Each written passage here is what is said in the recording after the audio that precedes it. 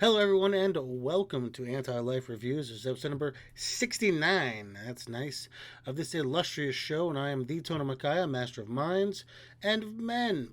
Of course, today we are into the second week of Annihilation Month. We're going to be looking today at Thanos, issues 9 through 12, which ran from April 2004 to July 2004, and Drax the Destroyer, issues 1 through 4, which ran from September 2005 to December 2006.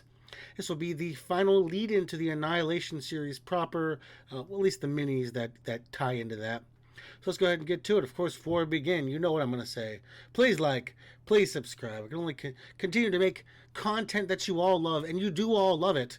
So go ahead and do it now before we get started. Let's talk about the writers and artists on these series. The writer for both of them, both Thanos and Drax, is Keith Giffen. Man, you should really get used to hearing about, as this whole event is his baby. So I'll be briefly talking about him pretty much every week, save one, I believe. I said last week Keith is consistently good, and that is genuinely a strength of his.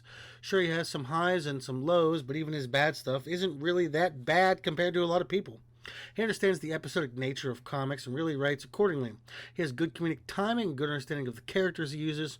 Look at his Justice League International run for a perfect example of the quality of his writing. Art on Thanos is Mr. Ron Lim. Talked about Ron last week, a fairly competent Jim Starlin style guy, which makes sense as they work together a lot.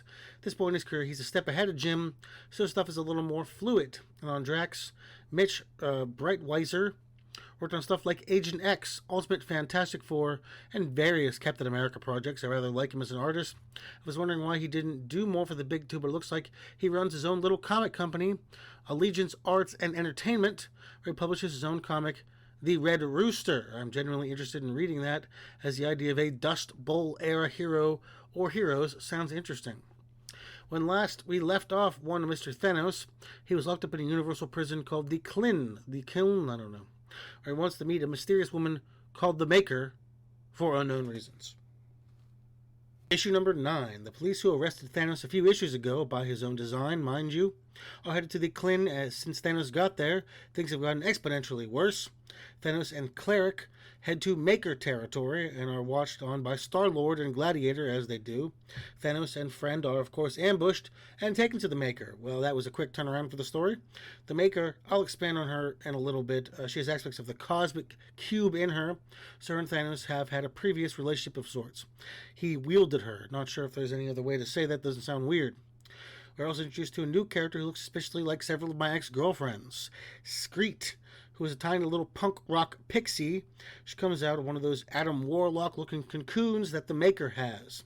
The Maker is vaguely childlike. She asks Thanos, recalling their previous relationship, if they were special. He says, very. She says, good special? He says, no. So she blows up the area around her. Typical. But Thanos isn't dead, and Screet finds him, and she's naked for some reason. I guess she was just born, but she has a nose and lip piercing, so I don't know. Strange, naked, but pierced pixies aside, this was a solid issue that moved the Maker plot along a lot quicker than I thought it would. I guess we only have 3 issues left to get Thanos where he needs to be, so it made sense and was handled well. Everyone got panel time, as small as it was, but we know the players are all still involved. Peter Quill, Gladiator. Good start to the week. Issue 10. The police who sent Thanos to the Klin are officially censured for their actions, thus kind of ending their story, at least for the moment. Gladiator and Peter Quill look for Thanos. We find out Gladiator was sent in by the Shi'ar on trumped-up charges to watch the Maker. We don't find out why Star-Lord was there. Thanos and new friend Screet survive the confrontation and go meet the Maker again, with Screet providing some insight into the Maker's sad, warped brain. They find the Maker talking to the Bleed in between realities. We get an awesome line between her and Thanos. She says, you again, and this time you bring pain. Thanos responds, I repay in kind. Very Thanos thing to say. The Maker denies him any answers, so he whips the shit out of her and destroys her mind, trapping her inside that body. The Gladiator shows up, and Thanos explains that a being of that power, having that level of diminished capacities, her being locked up like that is for the best. Okay.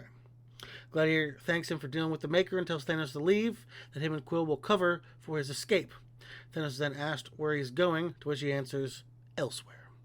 It was an odd issue, it was okay, but the stuff with the Maker seemed rushed, like she was met and taken out so quickly. I would have liked maybe another issue of build. I mean, it was fun, but I feel like there was a lot of unresolved drama here. We had like Thanos, maybe his dad, with Quill and Gladiator looking for him, and that plot is just dropped instantly as Gladiator is just there at the end, and Thanos is fine, and whatever. A weird issue, not bad, just uneven. It felt like there was some editorial oversight here. I can't confirm that. It just, you can tell at points in stories when that's the case. Issue 11, Thanos looks over the cocoons the Maker had, finding them empty. Thankfully, since Skreet came out of one of them, she informs him one of them contained a being called the Fallen, the first herald of Galactus, before the Silver Surfer, and this thing isn't too happy with Galactus. We find out Peter Quill is the one who brought the cocoons here, and as the police swarm in to stop the hubbubaloo, Gladiator takes his job back as the head of Shi'ar Guard, and conscripts Quill into the Guard as well. The police find no trace of Thanos left in the Klin, as he is back aboard Sanctuary, where Skreet says the Fallen One isn't to be worried about. Every time he gets free, Galactus beats him back. Thanos recalls how weak Galactus is thanks to the events of the horrid first story arc, so goes to question mighty Galactus. But of course, the Devourer of Worlds is dismissive to end the issue. He tied together the first terrible story arc in a way that actually made sense. Genuinely impressed by that. It seems so simple to do. Most writers would have either retconned or just ignored or forgotten about that arc. You know, go with the status quo. Galactus has healed up since then, they would have said. But no, he used it to make this story make sense. That's good writing. Lots of exposition to set up the ending, but like I said, well written. Issue 12, final issue of Thanos. We get some interesting shtick with Star-Lord and Gladiator, where Peter wants to know why he's being drafted into the Shi'ar Guard. But Gladiator is elusive. Interesting. Are they setting up much bigger events to come? I wonder. Either way, they do a little buddy cop routine, which is fun. The Fallen One arrives and Thanos attacks, and they have an epic fight that results in the Fallen One destroying a planet but knocks himself out. We've seen that before. Thanos wipes the Fallen One's mind and makes him a thrall. Skreet asks Thanos what now, and then what? Thanos, relaxing on a nearby asteroid, simply tells her, and then. The callback to the fight with the Champion in the Thanos quest here was really nice. When he had the Champion destroy a planet to stop him and did the same trick to the Fallen, he sort of hinted at him having seen this before. That was kind of clever. I like the Peter Quill Gladiator stuff, and it really reads as if it's a setup for the coming Annihilation stuff in the next year or so, 2 years maybe. Excellent second part of the Thanos series, and a close to it as well, unfortunately. But don't worry, we'll see plenty more of the Mad Titan to come. Plenty more. Issue 1 of Drax the Destroyer. So this, once again, loosely ties into the Annihilation story, getting the players in place. One main one, I'm sure you can guess who that is, but also heavily ties into the previous Thanos series. Keith Giffen made sure of that. So we have a ship headed to the familiar-sounding Klin prison, with what else? Prisoners, notable ones, meaning ones this story is about. They are the Blood Brothers, who are thug dicks, and unfortunately named Lunatic, that's an Lunatik, who is a constantly mutating mercenary, Pybok, a Skrull, and of course, Drax the Destroyer, who is still in his mentally slow phase. Ship hits some woe differences and crash lands in Coots Bluff, Alaska. The aforementioned prisoners survive, and they are found by two precocious kids in Cammy and Dex to end the issue. Lots going on, lots of names thrown at you, but don't worry, not all of them are all that important. Solid opening. We have setup and a cliffhanger. Though the art is absolutely awful, the set pieces, the background, the designs are fine, even good, but the people are awful. They all have this strange ape-like quality to them. It's really jarring, and if not for color palettes, makes the bald, big four-headed aliens, most of them this issue, hard to differentiate. As far as Cammy and Dex, they fit the trope of tough, strong, wisecracking teen girl, and Dex is a Bobby Hill-style, timid, mostly useless boy. Yeah, never seen that one before. Issue 2, Pybok and Lunatic head off into town to cause havoc. They kill a bunch of townies, including a sheriff and an old lady with a fairly graphic head snap to the old broad. Meanwhile, Dax thinks Cammy is his daughter Heather, who was seemingly killed by Thanos years ago, but is actually the psychic hero and former Avenger, Moon Dragon. This causes Drax to attack the Blood Brothers when he thinks they want to hurt her. This spills out into the middle of town, where Pybok shapeshifts into Thanos.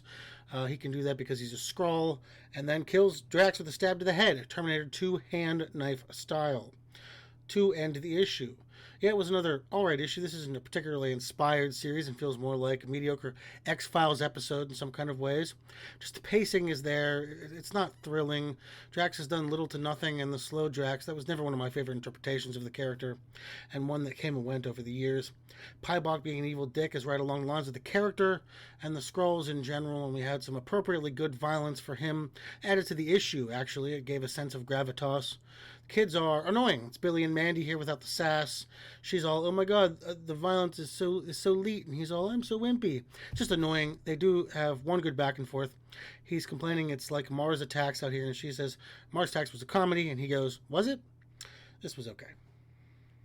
Number 3, Pybok, having taken control of the town, makes the town folks start cleaning out the rubble around the spaceship ceaselessly, while Cammy sits by Drax's now smoldering corpse.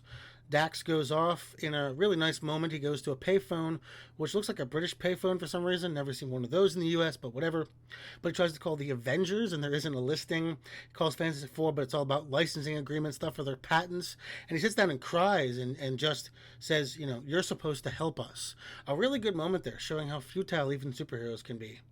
Drax erupts from his old body, has a new one that most people are probably more familiar with. Big, but not as big as he was. Leaner, with the paint on him a la Dave Bautista in the MCU. Cammy says she owns him, and they walk off to face down the other aliens. As a note, Drax is naked. They had the last part of this hanging out with this young girl. They address it with some humor, but it takes up quite a bit of the screen time, which is strange. The rest of it was okay. At the moment, with people getting tired from working and the phone call with Dax, really were genuinely well-written stuff. The other Drax stuff was just to facilitate a costume change Keith wanted. Issue 4, last issue of the week. The art in this issue is much better for reasons I can't explain. It all came together here and looks a lot smoother. I think the level of darkness here helped. So Drax gets some cool pants and the knives he is now famous for, and then kills Lunatic and one of the Blood Brothers. Pybok activates a beacon to get picked up by a new prison ship that he had taken off a guard, and by the next morning, Drax, Cammy, and Pybok are all taken into some sort of alien custody. S.H.I.E.L.D. shows up in town to bury the dead, one of them being Cammy's mother, which Dax leaves a note telling her Cammy will be happy on her body.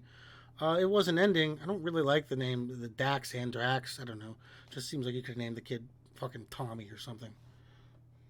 So my overview on the series, let's split them up and talk about them separately.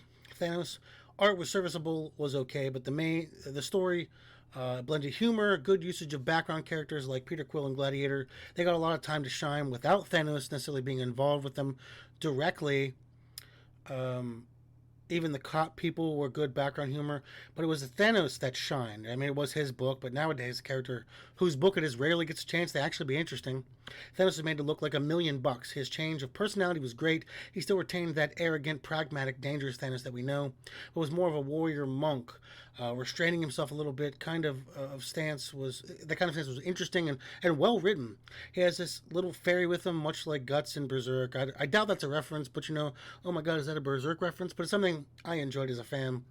I really liked the story, and then we get to see this Thanos head into Annihilation with a much different idea, a much different personality than we would have before, acting in a much different role. And Drax, he's just there to facilitate a costume personality change Keith wanted. It was a nothing story with matte art that didn't really do anything but give Drax a sidekick and have his costume change. It wasn't bad, but all of this could have been explained in like a flashback or in a single issue. Overall, we are now ready for the oncoming Annihilation wave. We have 2 big players at least ready to go. Well, that was week 2 of Annihilation month, with Thanos and Drax now ready to deal with the oncoming crossover. What do you think of my review? Do you like Drax? Do you think Dave Bautista did a good job with him in the MCU? Or would you prefer a more serious kind of character? Let me know down below. So head to my Patreon, let me know what you want me to review. Add me on Instagram at Demon Peaks for daily Twin Peaks memes. Don't forget to check out my podcast, the Dark Peaks Podcast, where me and another guy talk about janky, dirty things like smoking crack. Next week, we move into proper beginnings of the Annihilation storyline. We look at the Annihilation prologue, as well as Nova and Silver Surfer, their respective miniseries. This has been the Thanos Master of Minds and Men, and thank you, and goodbye.